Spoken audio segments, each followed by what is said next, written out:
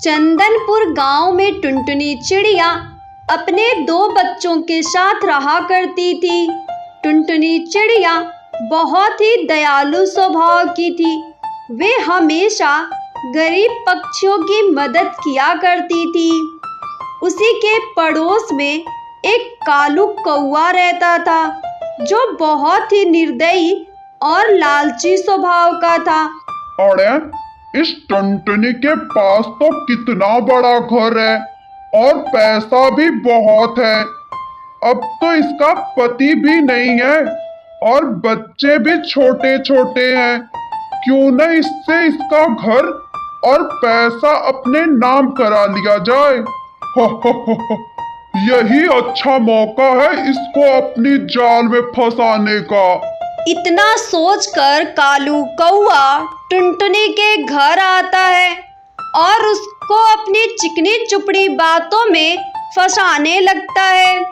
टुनटुनी बहन, अगर आप बुरा न माने तो मैं आपसे एक बात कहूँ। हाँ हाँ कालू भाई, बोलिए, क्या बात है? आप कुछ परेशान से लग रहे हैं। टुनटुनी बहन, आपको तो पता है ना मेरा घर कितना खराब हो गया है। तो जब तक मेरा घर ठीक नहीं हो जाता तब तक मैं आपके घर में रुक सकता हूँ। बस 2-4 दिनों की बात है, उसके बाद मेरा घर सही हो जाएगा। हाँ कालू भाई, ये भी कोई पूछने वाली बात है। जब तक आपका घर ठीक नहीं हो जाता आप यहाँ पे रुक सकते हैं। टुनटुनी बहन, आपका बहुत बहुत धन्यवाद। सच में आप बहुत ही अच्छी चिड़िया हैं। नहीं तो इस जमाने में कौन किसको अपने घर में रहने देता है। अरे कालू भाई, इसमें धन्यवाद की क्या बात है? आखिर पड़ोसी ही पड़ोसी के काम नहीं आएगा तो कौन आएगा? उसके बाद कालू कौवा टुनटुनी के घर में रहने लगता है और टुनटुनी चिड़िया अपने दोनों बच्चों के साथ एक छोटे से घोंसले में रहने लगती है। ऐसे ही कुछ दिन बीत जाता है। तब टुनटुनी चिड़िया कालू कौवे के पास आती है और उससे कहती है, कालू भाई, आप कब अपने घर जाएंगे? अब तो आपका घर भी ठीक हो गया है। वो क्या है ना भाई कि मेरे बच्चे थोड़े बड़े हो गए हैं। अब वो छोटे से घोंसले में नहीं रह पा रहे। अरे टुनटुनी, तुम कैसी बातें कर रही हो? मैंने तो तुमसे तुम्हारा घर खरीद लिया था ना, और मैंने इसके बदले तुम्हें पैसे भी दिए थे। मैंने तुम्हारे बच्चों का मुंह देख के अपने घर में रखा था। अब तुम्हें अपने घर में नहीं रख सकता। चलो निकलो मेरे घर से। उसके बाद टुनटुनी चिड़िया अपने दोनों बच्चों के साथ जंगल के राजा चंदू सेठ के पास जाती है। राजा साहब, कालू कौवे ने धोखे से मेरा घर मुझसे छीन लिया है। वो मेरे घर में रहने के लिए आया था और धोखे से उसने मेरा घर अपने नाम करा लिया। अब मैं कहाँ जाऊँ राजा साहब? ठीक है टुनटुनी, तुम परेशान ना हो। मैं कल सुबह होते ही कालू कौवे के पास जाऊंगा और उससे तुम्हारे घर के बारे में बात करूंगा। सुबह होते ही चंदू सेठ कालू कौवे को अपने पास बुला लेता है। क्यों रे कालू, तूने टुनटुनी का घर क्यों कब्जा किया है? उसे जल्दी से खाली कर। नहीं नहीं सेठ जी, मैंने धोखे से टुनटुनी का घर अपने नाम नहीं कराया है। मैंने उसके बदले उसे पैसे दिए हैं। आपको विश्वास न हो तो आप टुनटुनी से पूछ सकते हैं। क्या रे टुनटुनी, कालू जो बोल रहा है वो क्या सही है? तूने उससे पैसे लिए हैं? नहीं नहीं सेठ जी, मैंने जो इससे पैसे लिए थे वो मैंने इसको वापस कर दिए थे। अब मेरे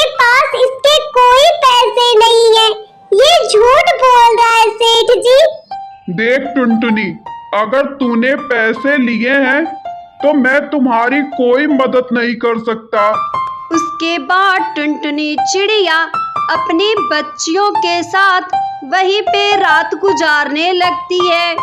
तभी वहाँ पे रानी परी आ जाती है। अरे टुनटुनी, तुम इतने सुनसान जंगल में क्या कर रही हो? यहाँ बहुत से खतरनाक जानवर रहते हैं और तुम्हारी बच्चियाँ भी बहुत छोटी-छोटी हैं। रानी जी, मैं आपको क्या बताऊं? वो कालू कौवा धोखे से मेरा घर अपने नाम करा लिया। अच्छा ठीक है टुनटुनी, तुम रो मत। मैं अभी तुम्हारे लिए मिट्टी का घर बना देती हूँ, जहाँ तुम आराम से और सुरक्षित रह सकती हो। उसके बाद रानी परी उसके लिए जादुई मिट्टी का घर बना देती है, जिसे देखकर टुनटुनी चिड़िया बहुत ही खुश होती है और अपनी बच्चियों के साथ खुशी खुशी रहने लगती है। आओ बच्चों, खाना खा लो। मैंने तुम्हारी पसंद की बिरयानी बनाई है।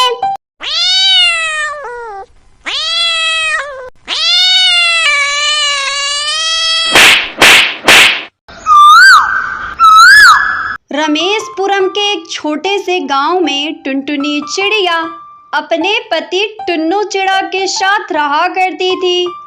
उसके पति टुन्नू चिड़ा का छाते का व्यापार था।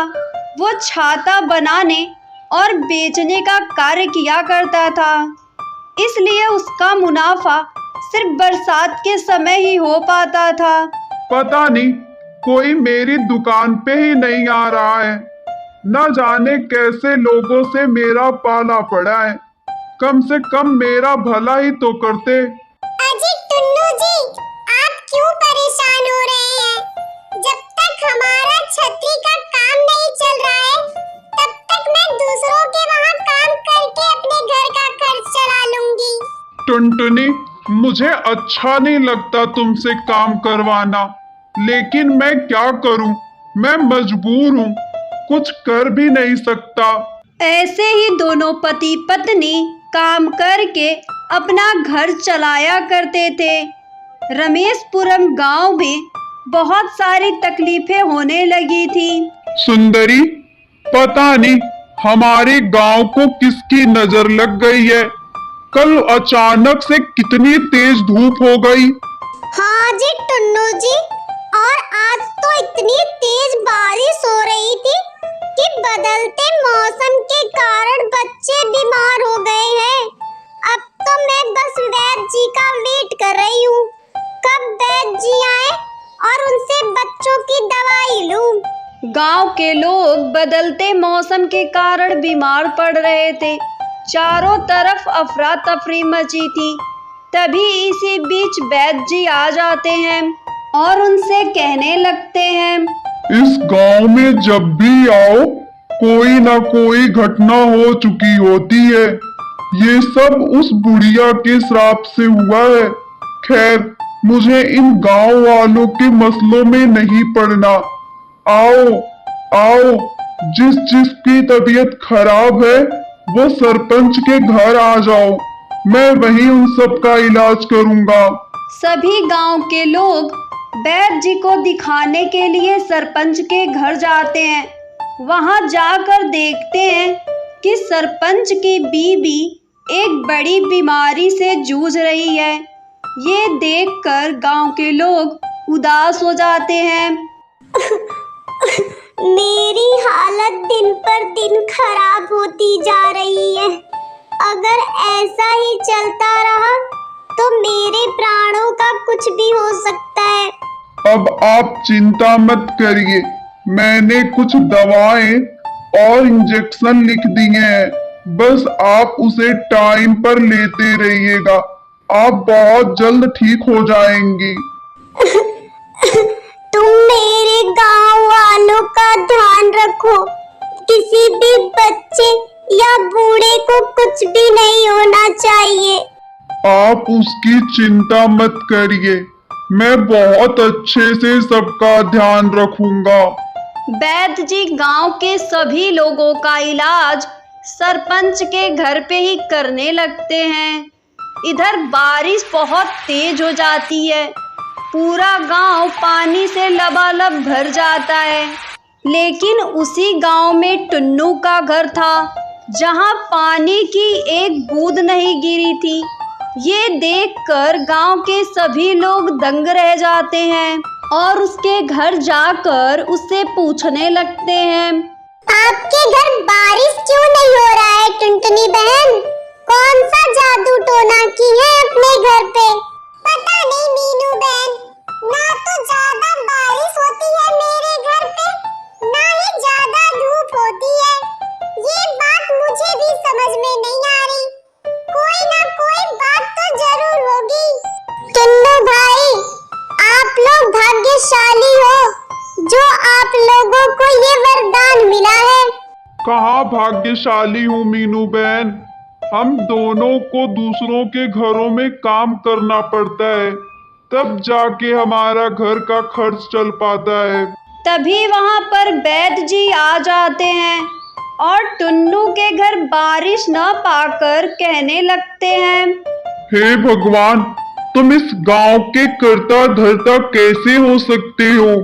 उस बुढ़िया के श्राप से बचाने के लिए तुम्हें भगवान ने बनाया है। हे भगवान, तेरी महिमा अपार है। उस बुढ़िया के श्राप से बचाने के लिए तूने इसे बनाया है। वैद्य जी, आप कैसी बैकी बैकी बातें कर रहे हैं? करता धरता बुढ़िया का श्राप, मेरी तो कुछ समझ में ही नहीं आ रहा है। सुनो गांव वालों, आज मैं तुम्हें एक रहस्य की बात बताता हूँ। ये बात 10 साल पुरानी है। हमारे गांव के सरपंच ने पूरा जंगल कटवा दिया था। उसमें एक बुढ़िया का घर था जिसको उन्होंने उजाड़ दिया। ये देखकर बुढ़िया बहुत ही गुस्सा हुई और उसने श्राप दिया कि जैसे मेरा घर उजड़ा है वैसे तुम्हारा गांव उजड़ जाएगा। तब सरपंच ने उस बुढ़िया से माफी मांगी।